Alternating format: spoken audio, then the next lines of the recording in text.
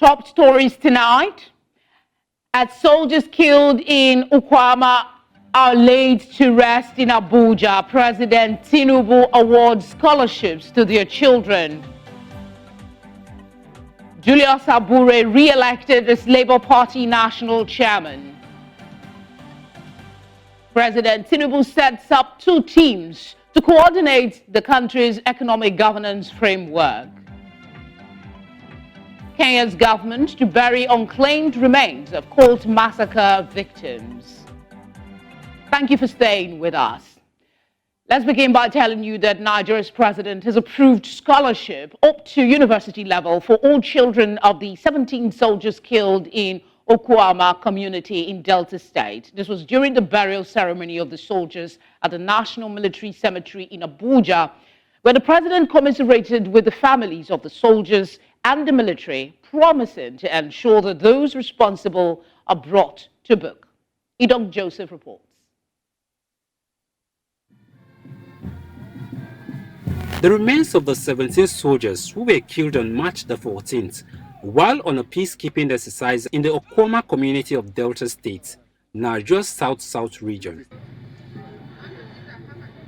Emotions filled the atmosphere as relatives, friends and colleagues, including senior government officials and Nigeria's President Bola Tinubu, gathered at the National Military Cemetery in Abuja to pay their last respects. When soldiers die in the hands of the enemies of the state, we take it as dying for what the nation has considered a just cause. But when they are gruesomely murdered by the very people they are trained, equipped, and took an oath to protect, it is highly demoralizing. We will honor your memory by continuing the fight against those who seek to undermine our peace and security. We will remain steadfast in our resolve to build a nation worthy of your sacrifice. President Tinubu, while commending the military for not carrying out a reprisal attack on the community, announced the award of national honors to all the slain soldiers. He also ordered the payment of benefits to their families immediately. The 4 gallant officers have been accorded the award of members of the Order of Niger, MON. The 13 courageous soldiers who also lost their lives have been awarded the Officers of the Federal Republic Medal. The military, we appeal to you. So within the next 90 days, to ensure that all benefits of departed are paid to their families. It was all sorrow and tears as the military laid its slain comrades, and you can literally feel the agony in the atmosphere. President Bola Tinubu, while assuring relatives and friends of the deceased that they will get justice, promised to bring those responsible to book. I want to make it clear once more that those who committed this heinous crime will not go unpunished. The president urged the military not to allow the incident at Okwama discourage them from carrying out their lawful responsibilities. In Abuja for News Central, I am Idong Joseph. In the meantime, the occupant of the country home of the Ijaw national leader and former Federal Commissioner for Information, Edwin Clark, has narrated their ordeal after some military men invaded and ransacked the premises in Kaigbodo, Burutu local government area of Delta State. News Central's correspondent Austin Azu, who visited the compound in Kaigbodo, brings us details. This is the country home of the Ijaw national leader, Chief Edwin Clark, in Kaigbodo, Burutu local government area of Delta State. Opposite the compound is a police station, and about 2 miles away is a security checkpoint. The community chairman, alongside other occupants of the compound, are here to conduct press crew around the compound. This door was broken by the military. They used their boot, another strong object, to break the door. See it very well here. Without search warrant, without even permission, there are people here, educated people in the compound, to tell them who is the owner of this compound. We are here to do something. There was nothing like that. Paul Clark, who is the community chairman, said the military has desecrated the country home of their national leader and called for compensation and replacements of the damages done to the apartment. The military, the army, came here to ransack the bedroom of Mr. Paul Clark, who is staying in the compound of Chief Edwin Clark. Edwin Clark is the owner of this place. Paul is staying here. He's a lecturer, a young man. They came in, he was not around, they traveled to Warri. They came here, they ransacked the place, the bed, the wardrobe, the laptop. He kept here. They took it away. They went away with it. They should bring it back to the young man. Some of the occupants detailed how they were humiliated and forced to sit on the floor. To ask somebody to sit on the floor without any offense is a humiliation, and you will not fight with somebody with a gun. It's only a lunatic that will start fighting with somebody with a gun. I counted the cars outside. There were 6 armored vehicles with anti-aircraft guns. I mean, it was like they were at war. There was a drone in the air flying back and forth. The whole compound, the perimeter of the compound was surrounded by soldiers. There were soldiers on everywhere. Quite scary. Efforts to reach the military authorities on the incident has been unsuccessful. But Chief Edwin Clark himself says the military top brass have reached out to him to apologize about the incident. In Kabado, Delta State for News Central, I'm Austin Azu. Let's take a look at what happened today in Abuja with the burial of the 17 soldiers. I'm joined now by public affairs analyst Jide Ojo. Jide, it's good to have you on the news. Posthumous national honors, scholarships in houses in any part of the country. What's your thoughts on this announcement by the president? Thank you, Felicity. Compliments of the Easter season.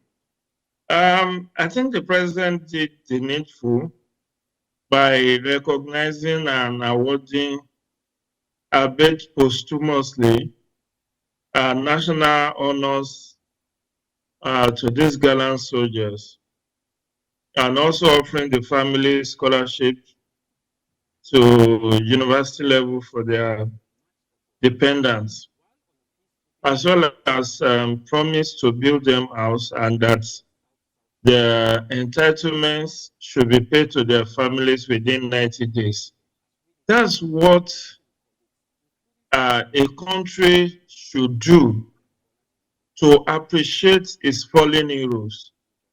It should not be that when we lose our gallant soldiers, you then give the family a week to move out of the barracks with nowhere to go. This is their breadwinner that is dead. For many years, their entitlements are not paid to their families. And the trauma of losing their loved ones is intensified, and it's escalated by the action of the military authorities. But in the case of this Okwama 17, if you want to call them that, they have been treated like heroes that they are truly is. And may God grant the souls of the departed respite in heaven, and grant the family they left behind fortitude to bear the irreplaceable loss. Indeed. The part many are skeptical about, if I may use that word, is the instructions to the military that they must, within 90 days, ensure that all the benefits of the departed are paid to their families. You cited yourself that the previous cases have not been this way. They have to wait for years to get to their entitlements. Are you a skeptic as well, or this is enough time and you expect that in this administration 90 days will be 90 days? Felicity, it is for the media to follow through. If you are able to identify any of the family members after 90 days from today, it's important to follow through with this story to check with them if in 3 months' time, the entitlement of their husbands and loved ones have been paid. If not, we need to remind them of the presidential order, because this is now a presidential order. It's not just something that should be discountenanced. But I do understand, bureaucracy moves the wheel of bureaucracy in Nigeria moves very slowly. I recall when my father died, after his retirement, he's not a military man, he was a teacher. We didn't get any of his entitlements until years. In fact, 3 years after he left service, he died. And it took additional 2 years or thereabout for us to get part of his entitlements. And that has been the sorry state of senior citizens and even fallen heroes. You know that every year we observe the Armed Forces Day. I think it's January 15. And you listen to the legions, the harrowing experiences of many of the legionnaires, as well as even those who have retired. You find out that the Nigerian state haven't treated them very well. But I hope this new government, the government of the new hope of Ashwaju Bola Tinubu, will do things differently. I hope so too, because from what you've actually, I'm sorry to interject. What you actually said is what the media should do. In 90 days, we circle back to the families to confirm if this was done. My next question is a quick ask from social media conversations that I have seen. Some folks are calling for commendation for President Tinubu for his actions at the funeral of the soldiers. They contrast this to that of the presidency of Buhari, who, as a former military man, they allege neglected fallen heroes at their funerals. He wasn't there in person. Is this comparison necessary? But then again, should kudos be given where it is needed? I agree that kudos should be given where it's needed. Activism or criticism should not just be, we should not just be uncharitable with our criticisms. Sometimes when you massage the ego of political office holders, you get them to do more and even do better. And that's why commendation should be given to President Tinubu, at least on this count of giving posthumous award to the fallen heroes, giving their families scholarships, asking their entitlements to be paid in 90 days, and promising to build them houses in any part of Nigeria. But I hope that their next of kin is in order. Because when things like this happen, part of the problem, Felicity, may be who actually is the rightful next of kin. Some people will make their brother next of kin, some will make their wife next of kin, some will make their son or their child next of kin. And where it is not resolved promptly, who actually is the next of kin, things may not be very prompt. But I just hope that everything is in order, and we should hope and give benefit of doubt to the military authorities that this presidential order will be carried out to the letter. There are just 17 people, so they are not really very many. But we pray, for me, apart from commending the president, the lessons for the military authority is to prevent this kind of scenario in future. Peacemaking, peace building. Is it really the military that should have interfered in Okoma? What about the police? Shouldn't the police have been the first line of intervention here? or maybe they have intervened and the issue lingered. Jide, And I suspect when there is an ongoing investigation, we're told. Hopefully we'll get to understand why the military was used in this instance. I would love to get your thoughts on the invasion of Edwin Clark's home, Chief Edwin Clark, but we're out of time, so I'll just thank you very much for speaking with us, and hopefully we can talk to you again soon. Thank you very much, Felicity. Do have a great evening. You too. And happy Easter in advance. Happy Easter in advance.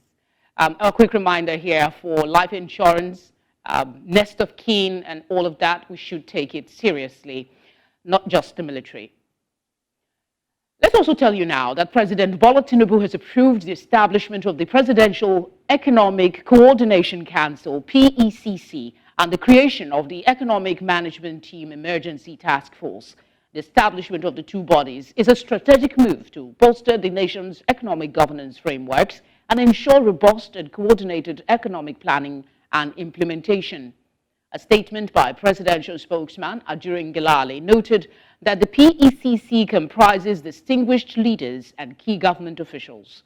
The body has president as chairman, the vice president as vice chairman of the PECC, and chairman of the National Economic Council. Others are the president of the Nigerian Senate, chairman Nigerian Governors Forum, coordinating minister for the economy and minister of finance, governor of the Central Bank of Nigeria, minister of agriculture and food security, and the minister of aviation and aerospace development.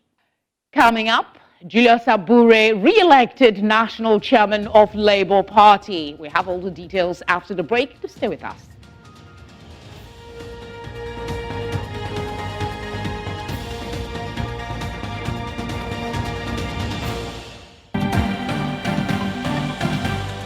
If you've just joined us, you're watching Tonight. A reminder of our top stories. As soldiers killed in Okwama are laid to rest in Abuja, President Tinubu awards scholarships to their children. Julius Abure re-elected as Labour Party national chairman. President Tinubu sets up two teams to coordinate the country's economic governance framework. Kenya's government to bury unclaimed remains of Colt massacre victims. Thank you for staying with us. A bit of health news now. According to experts at a recent event, colorectal cancer accounts for the fourth leading cause of cancer deaths in Nigeria based on data from the World Health Organization. The disease claimed around 5,912 lives in the country.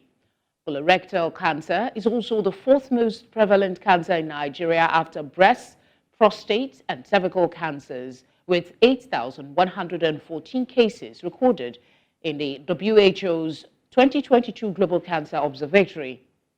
During the awareness event, radiation oncologists urged the prioritizing of early detection efforts, stating colorectal cancer has a higher chance of being cured when caught before symptoms appear.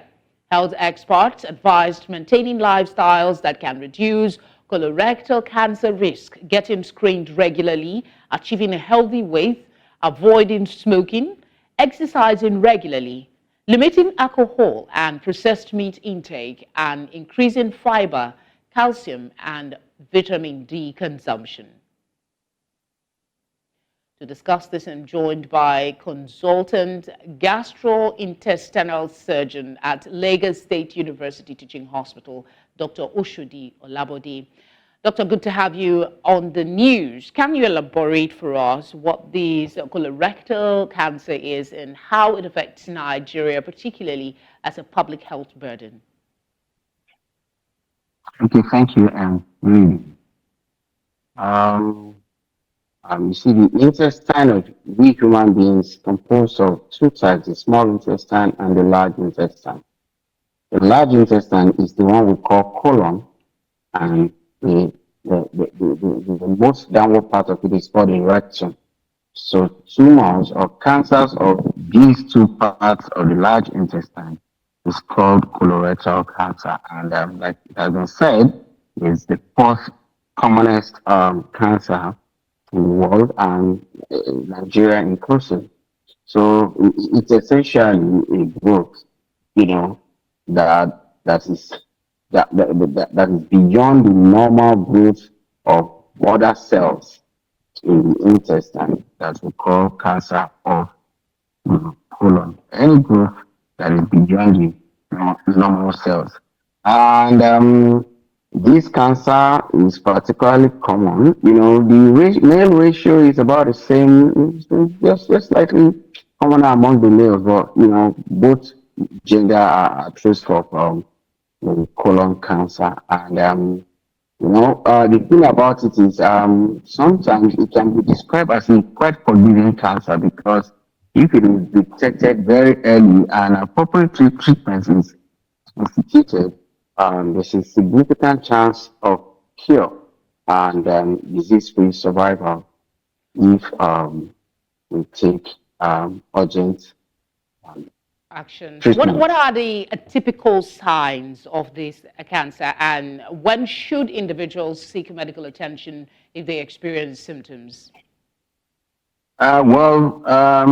Usually, this cancer is quite uncommon below 40 years. You know, most people above 40 years, if they start noticing some symptoms like passage of dark stool that is offensively swelling, you know, that's one of the commonest early symptoms. Sometimes, also other symptoms that the passage of red blood in our stool. You see the blood mixed with the stool. You know, I'm not saying all the disease, every time we see dark stool or blood in stool is a colorectal cancer, but these are some of the early symptoms. Other symptoms is you can have, you start noticing constipation, you just find that it's a change in your bowel habits. Instead of going to toilet every day, now start going to toilet 3 times after every 3 days. You know, once you start having change in your bowel pattern like that, is one of the signs of one of the symptoms of bowel cancer. You know, it could also, in worst case scenario, it could present with difficulty with passing stool and passing gas.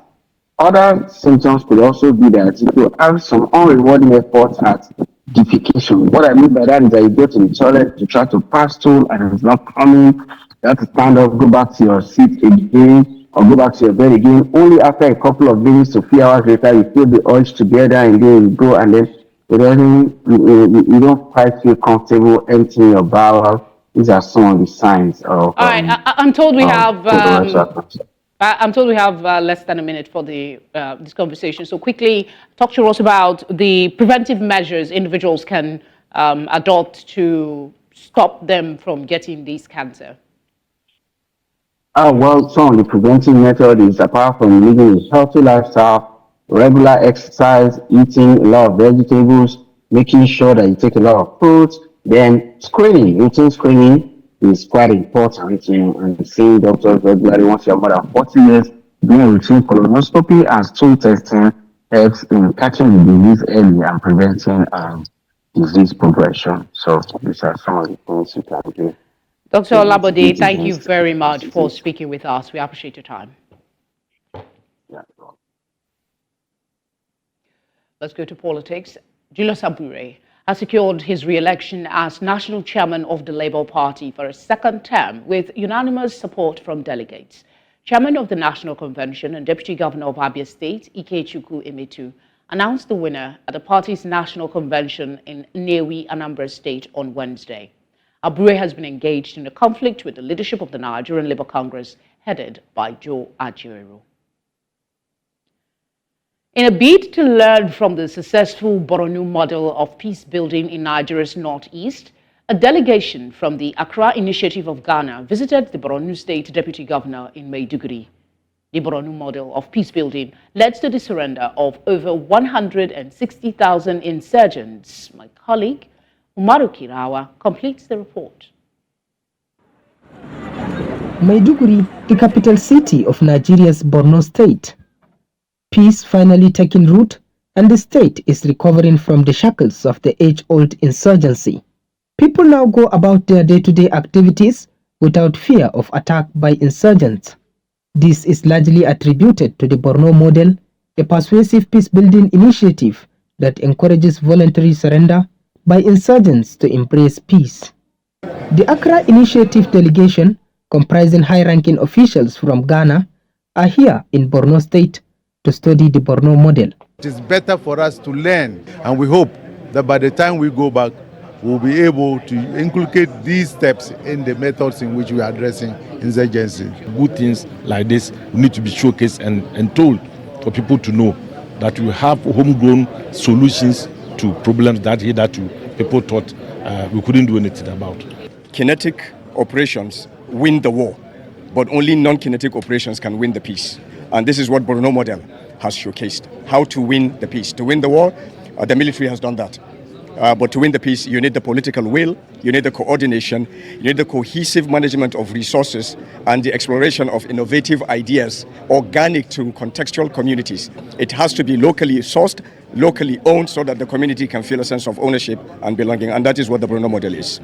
The exchange of ideas and experiences, particularly the persuasive mechanisms, is said to be crucial in helping Ghana and other African nations develop effective peace-building strategies.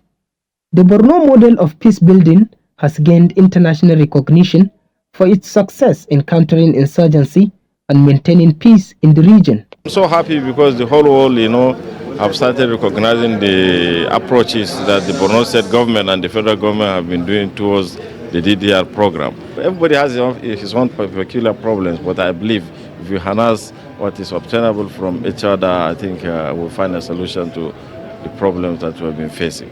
The visit by the Accra Initiative delegation to Borno State also aims to forge a strong partnership between the two West African countries and pave the way for further collaboration in combating insurgency across Africa.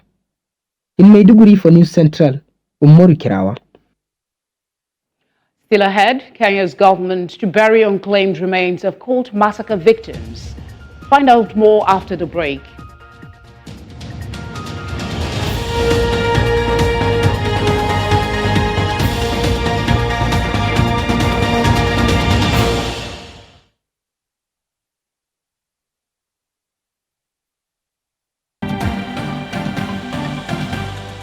Economic experts in Africa have raised concerns over the rising debt crisis, which is surging at a fast pace. Speaking at the recent International Conference on African Debt Crisis and International Financial Architecture in Accra, Ghana, the stakeholders addressed the role of global financial bodies like the IMF in financing and debt servicing. The conference, which runs for 4 days, is organized by the International Development Economics Associates in Accra, Ghana. News Center's Adeshewa Udushoga is in Accra, Ghana, and files in this report. The African continent is grappling with a huge debt crisis, which may be hindering it from adequate access to finance, financing its climate action, achieving its sustainable development goals, and improving its economic growth potential. The continent has continued to be victims of Western economic shocks with rising interest rate and a devalued local currency, which is making it almost impossible to service its debt. Economic and financial experts within and outside the continent have gathered in this room, forming an international conference to discuss the African debt crisis and the international financial architecture. When you have a problem, the IMF comes and tries to reduce the damage done. But the question is, who was the arsonist in the first place? Okay? This is a problem. You're not going to you cannot control the US in this situation. When the US chooses to raise interest rates, I mean, this current raising of interest rates, was it because of a big problem which needed interest rates to be raised? No, it was because the US Federal Reserve Bank wanted to discipline organized labor. We need to understand as Africans that nobody owes us a living. During the conference, a spotlight was shed on countries in the Sahel region, bounded by a common currency of the CFA franc. Conversations around how the CFA franc is keeping the countries poor and the need to exit and establish an alternative currency were brought to the fore. We'll have to either reform the systems or transitioning out. And that's the debate we have now. And how do we ensure that the transition is smooth, not chaotic, but result into a system that deliver unexpected growth dividend that people are waiting for, looking for, is the main challenge. And there's been a lot of discussion in the past, and you heard today that one aspect will be to make sure that we have enough reserve, foreign reserve, as a caution. Or is it an impossible association? The speakers at the event who spoke in turn highlighted what they tagged as the unwarranted role of the global financial bodies like the IMF in debt restructuring for African countries and how it is designed to keep the continent indebted with a rising interest rate. We've got to figure out a way of insulating our own currencies from dependence on the US dollar, which is something that I think the new Senegalese president, for example, is trying to sort of think about. So these I see as a way, as kind of solutions way forward. As part of the numerous resolutions, speakers here are urging African leaders to exploit their respective natural resources as a source for foreign reserves, form a continent-based financial body, and a common currency that reflects its macroeconomics, amongst others. In Accra, Ghana, for News Central, Adeshawa Odushoga.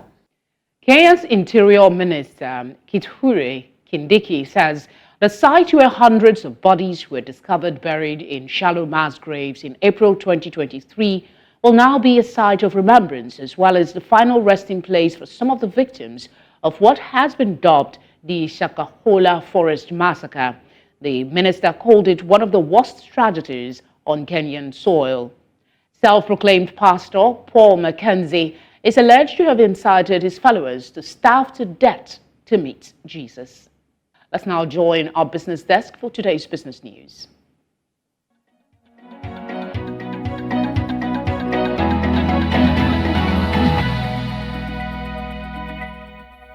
Business news in association with Money Master PSB, the easy way to master your money. Welcome to Business News. The federal government of Nigeria has announced that it expects around $5 billion worth of investment in the country's oil and gas sector this year. This was disclosed during an ongoing oil and gas sector retreat organized by the Federal Ministry of Petroleum Resources in Abuja. Speaking at the event, the Minister of State for Petroleum Resources, Oil, Henikin Lokobiri, emphasized the importance of attracting investments to ramp up crude oil production. The minister also highlighted the need for a globally competitive regulatory framework to attract more investment. Similarly, the group CEO of the Nigerian National Petroleum Company Limited, NNPCL, Mele Kyari, harped on the need to address energy poverty in the country and outlined the organization's vision for the future, including increasing crude oil production, raising domestic refining capacity, and expanding the renewable energy portfolio.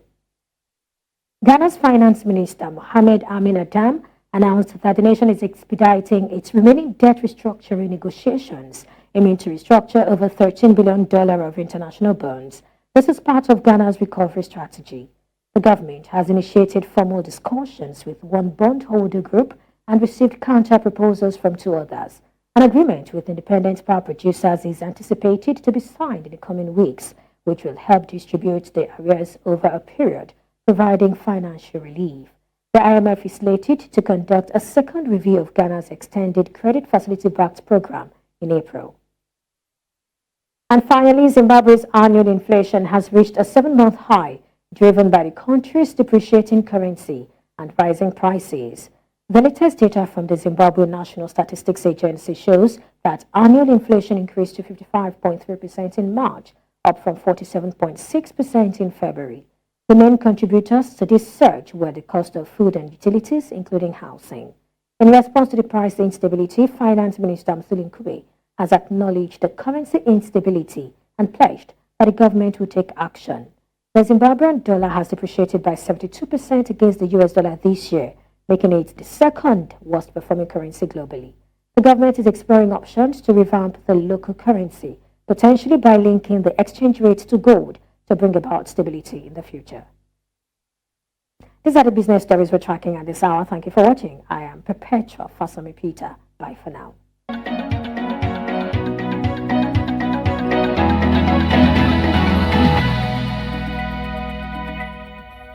Business news in association with Money Master PSB, the easy way to master your money. Up next is sports with Babatunde Koiki.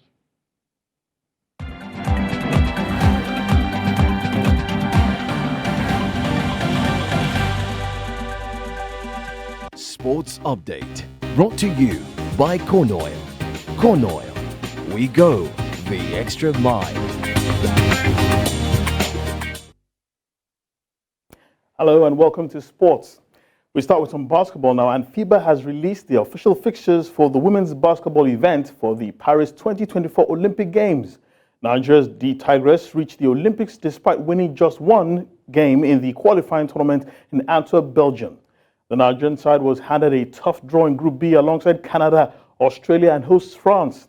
According to the fixtures released, the Tigress will play their opening match against Australia on the 29th of July. They will then face France on the 1st of August by 4:15 p.m. before facing Canada 3 days later. All the games will take place at the Stade Pierre-Mauroy in the city of Lille. Despite performing well at the World Cup, the Tigress are yet to win a game at the Olympic Games since their debut.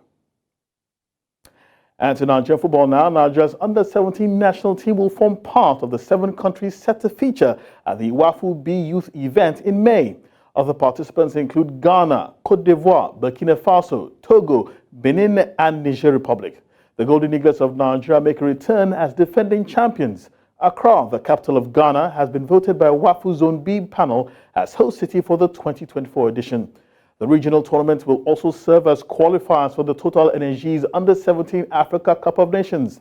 FIFA recently confirmed that from 2025, the FIFA Under-17 World Cup will be expanded to 48 teams and will be held annually rather than biennially.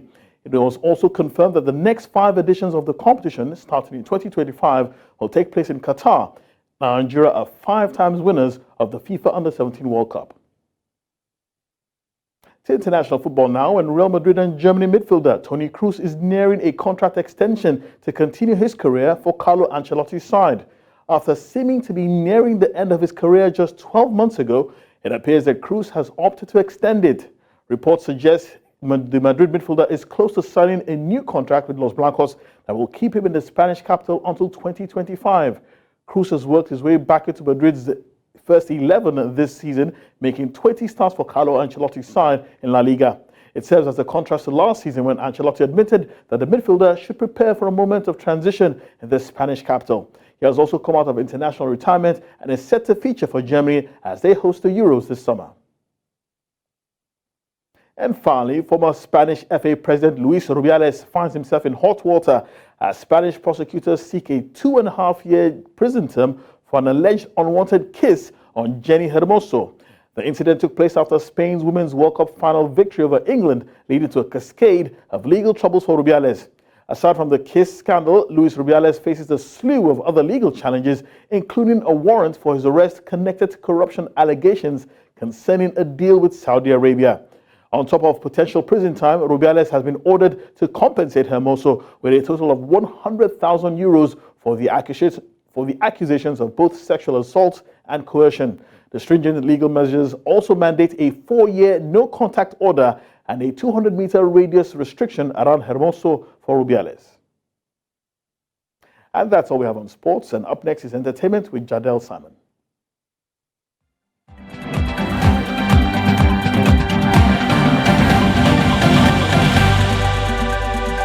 Sports Update, brought to you by Corn Oil. Corn Oil, we go the extra mile.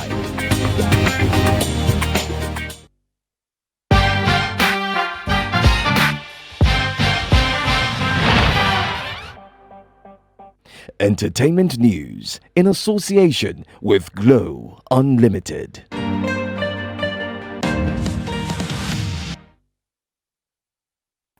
Top music talents Rema Amare and Adekunle Gold, alongside King Promise and Uncle Waffles, are all set to headline the upcoming Afro Nation US 2024 festival, scheduled to unfold at Bedrock's Douglas site in Detroit, Michigan, August 17th to 18th.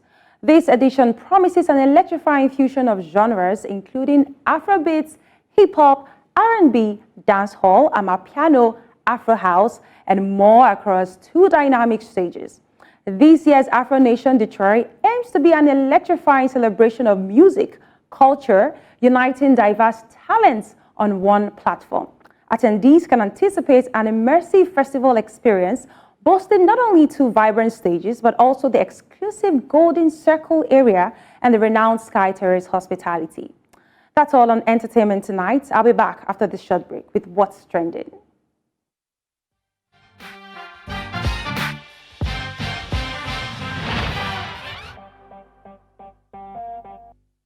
Entertainment news in association with Glow Unlimited.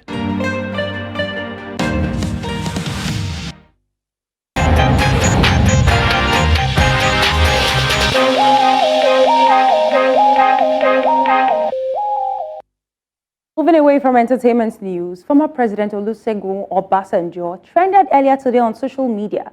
This follows his statements linking the current state of security in the country to the high level of unemployment in the country. Speaking at an event in Lagos on Tuesday, the former president emphasized the importance of addressing unemployment to enhance national security. Before we take some reactions to this on X, let us hear what some Nigerians had to say about this on the streets of Lagos today.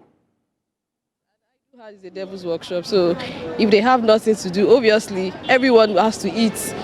And you never can tell the extent at which hunger or want can drive people into doing crazy things. So yeah, it's right. The major issue that I think it should be tackled first is the power situation in the country.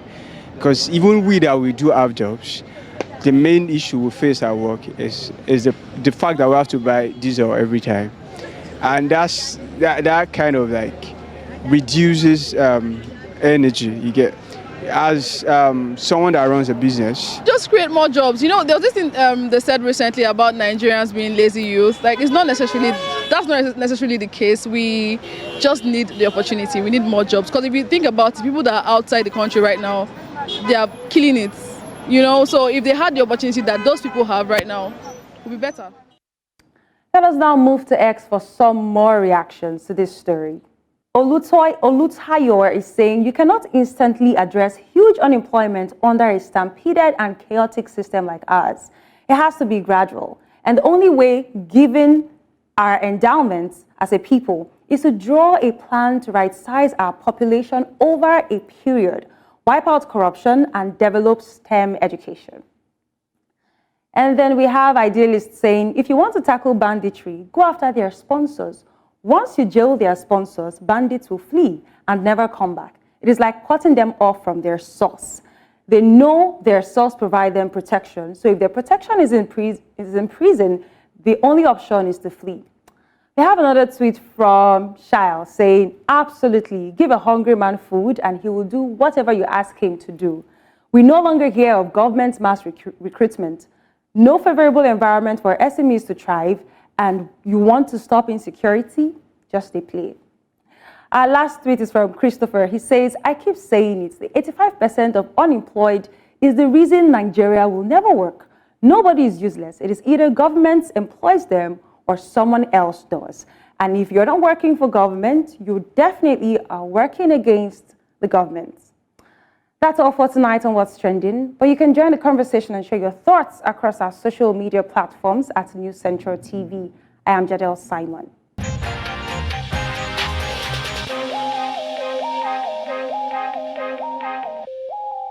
And that's all tonight, but before we go, let's take another look at some of the major stories. As soldiers killed in Okwama have been laid to rest in Abuja, President Tinubu has awarded scholarships to their children. Julius Abure has been re-elected as Labour Party National Chairman. President Tinubu has set up 2 teams to coordinate the country's economic governance framework. We also brought you news that Kenya's government is to bury unclaimed remains of Colt massacre victims. Would like to get your feedback? Please share them with the numbers showing now on your screen. You can follow us on social media at News Central TV. We're live on DSTV channel 422, Star Times channel 274, Avo TV, and on YouTube. Thank you for your time. Have a good night.